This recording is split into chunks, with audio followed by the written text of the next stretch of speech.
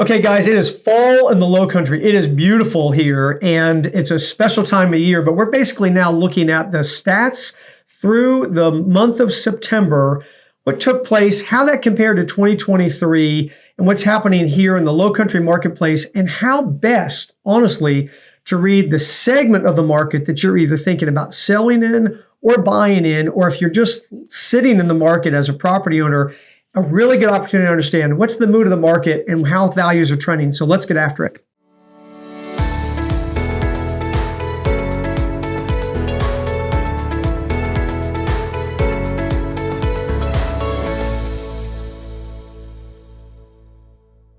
Okay, so here we are. It's the middle of October. I mean, we're already squarely in Q4 here in the Lowcountry, and I want to go over the stats of what happened through the end of September, and then talk about kind of the mood of the market, which I think is really important this time of year.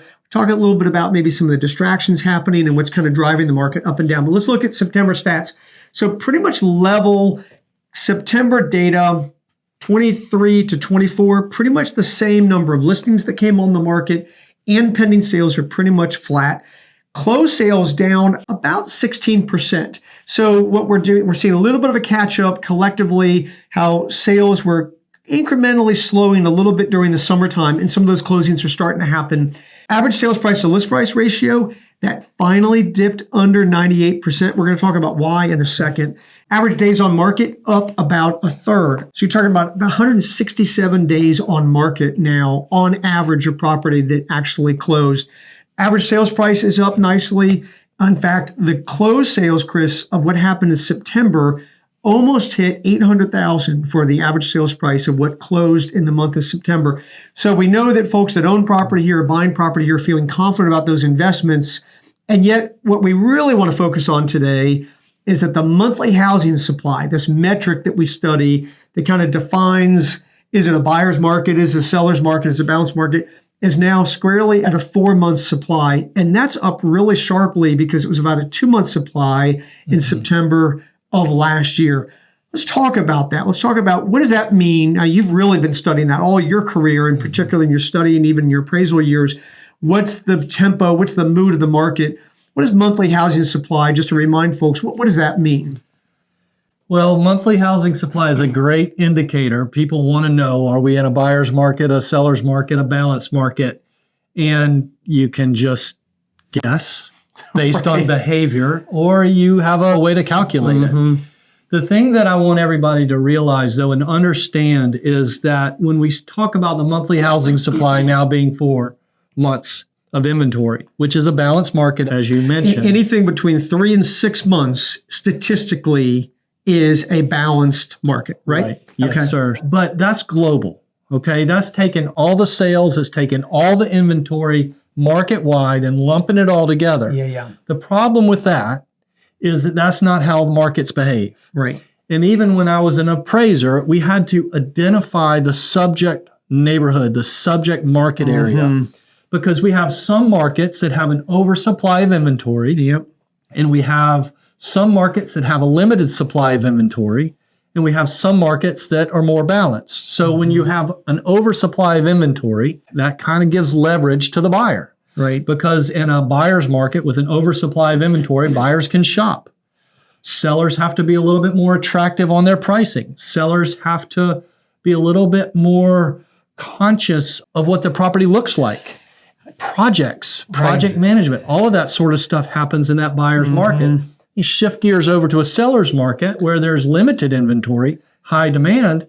Buyers have less leverage, sellers have more leverage, right? And so we have to kind of dial that in and see what market segment we're actually competing in. And that stat, I always think about that old video like Pac-Man, and it was always like a consumption rate. So like you had the monthly housing supply is pretty easy to calculate. You basically are looking at the pace of sales, how many sales are taking place, let's say over a month's period of time, versus how much inventory is out there. So how much is that Pac-Man eating on a monthly basis, and how long would it take therefore to consume all of the listings that are currently available in that little sub-market. Without anything else coming on the market, right? There's no more things being added to it. And that pace of sales basically is a monthly housing supply. So if it's under 3 months, it's kind of a seller's market. Over 6 months, it ends up being a buyer's market. And what we're seeing and what we're finding with buyers is, how do you take advantage of that? Well, if you're coming into a buyer's market, and there are some buyer's markets in the Lowcountry, there are markets where there has been an increase of inventory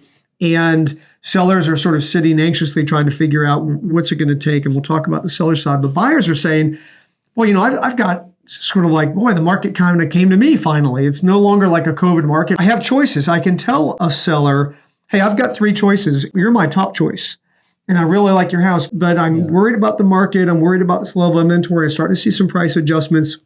So here's my offer. And the buyer's got a little bit more confidence of being able to be negotiable on that, right? Offering terms that are advantageous for them. We're certainly seeing a return of inspections taking place, appraisals taking place, financing taking place, especially since rates have gotten attractive again.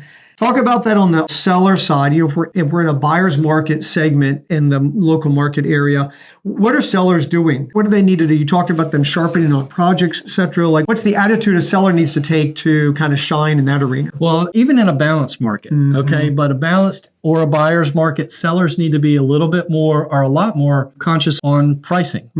How are they positioned? Okay, just because you have some comps from a year ago that sold at X, that might not necessarily mean that that's where you are. Right. The other thing you need to do is you need to win the beauty and the pricing contest and the pricing war. Yeah, so absolutely. if there's some deferred maintenance, if there's some things that aren't pleasing to the eye, landscape, touch-up paint, clutter, that stuff becomes a lot more important in a buyer's market for a seller to pay attention to. So sellers that understand where the market is and what they're going to be competing in, if they haven't come to market yet, they can use some time to prep and launch their listing in a compelling manner, as opposed to if they're in a big seller's market, they just go on the market. And that's what we're doing a lot with on-site consultations with sellers, is saying not only just, hey, what's the mood of the market? Like, what are you planning to go into and what's it going to take to win? One of the other things that we talk about too is, generally speaking, what you need to know as a seller about the mood of the market is usually going to happen inside the first 2 to 3 to 4 weeks at this point. You're going to get a sense of the appetite of the market and whether or not you need to be making some adjustments if you've come on properly, et cetera. Or, and we're experiencing this right now, Chris, look at the election is just around the corner. There's been a lot of regional storm activity. These are moments where we have what we call distraction. And so in some cases, and this is where it's tough. Am I reading the mood of the market? Is the market telling me, oh, the market's just quiet and there's no activity? Or are we in the moment of distraction? And just about right now, a little bit of both are happening in some segments of the market. I think so. And I think the other thing to think about is markets never stay the same. Okay. So you're not always going to be in a seller's market. You're not always going to be in a buyer's market. Markets always equalize. They always change. They have to. It's just how it works. Right. So we just need to stay ahead of that. There's nothing to be worried about. It's a healthy marketplace. What I can say and what we're seeing, we talk to buyers out on the street and all that, their people want to come here. We have got great stuff here. The demand is here. And we've got some awesome inventory. And the other thing is, if you're a seller, properties are moving. Right. And so I think it just all boils down to, don't panic. Don't look globally. Look micro into your market segment, and then plan accordingly and act accordingly. Well, I think that's it. And I think that anybody's trying to figure out, like you started out saying, anybody could say, well, how's the market? Well, anybody could just sort of give an elevator speech. Oh, it's great because somebody just made a sale or someone's house sold quickly. The market's amazing.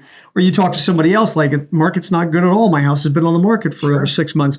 So the neat thing about that with the monthly housing supply is you can actually define this. And your buyer agent and your seller agent have the ability to study that and deliver that and say, this is the mood of the market we're in right now. So if it's a tight seller's market, you don't have to worry about maybe winning the beauty contest because you're probably going to get, you're going to get interest right out of the gate. So I think that's the main part of it is, we're always in a shifting market. And right now, a little bit of a moment of distraction, understandably, we're still getting a ton of inquiries. And so I think that as anybody shopping in the market and thinking about selling in the market is, get focused on that monthly housing supply. Figure out where we are for that particular segment of the market. That's probably going to direct your decisions on where you need to go. It's going to help. Yeah, absolutely. All right, guys, we'll talk to y'all soon.